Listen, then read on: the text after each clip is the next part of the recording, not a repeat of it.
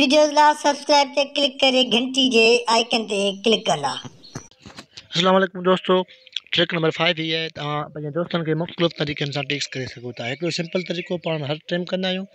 ॿियो तरीक़ो स्टार खे दॿाए वरी कुझु लेटर लिखी वरी स्टार ते दॿायो। टियों नंबर तरीक़ो हिन ते क्लिक करे वरी साॻ हिन ते क्लिक कजो। यादि कजो हिन ते क्लिक कजो, ठीकु है। हिकिड़े दफ़ा क्लिक करिणो आहे, क्लिक करे वरी लेटर चेंज। अञा तव्हांखे चेंज करिणो हुजे हिन ते क्लिक करे वरी हिन ते क्लिक करियो, वरी कुझु लेटर लिखी वरी साॻी ते वञी क्लिक करियो। अॼु जेको पंहिंजो ट्रिक नंबर 4 इहो आहे, तव्हां पंहिंजे दोस्तनि सां लोकेशन कीअं था सेंड करे सघो व्हाट्सअप मां।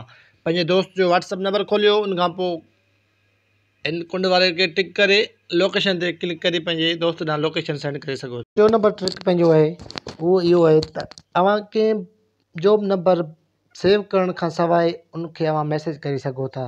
सफ़ाई जी तरीक़ो आहे WA.ME लिखी पोइ स्लैश लिखिजो। स्लैश खां पोइ हुन अदे जो नंबर लिखिजो, ठीकु है। नंबर लिखी सर्च कजो। सर्च खुलण सां ई कंटिन्यू टू चैट ते क्लिक कजो। चैट करे क्लिक करे ई दोस्तों ट्रिक नंबर 2 इहो आहे त तव्हां पंहिंजे कंहिं बि दोस्त खे बिना हुनखे ख़बर हुजण जे तव्हां ऑनलाइन आहियो या ऑफलाइन आहियो, तव्हां केॾी महिल ऑनलाइन थींदा या ऑफलाइन थींदा, उहो दोस्त खे ख़बर न पवे त उहो सफ़ा आसान आहे। तव्हां 3 डॉट्स ते क्लिक करे सेटिंग ते क्लिक कजो। सेटिंग खां पोइ अकाउंट ते क्लिक कजो। अकाउंट खां पोइ डायरेक्ट प्राइवेसी ते क्लिक करे लास्ट सीन नो बॉडी कजो, ठीकु है। त को बि दोस्त को बि शख़्स तव्हांखे ॾिसी न सघंदो।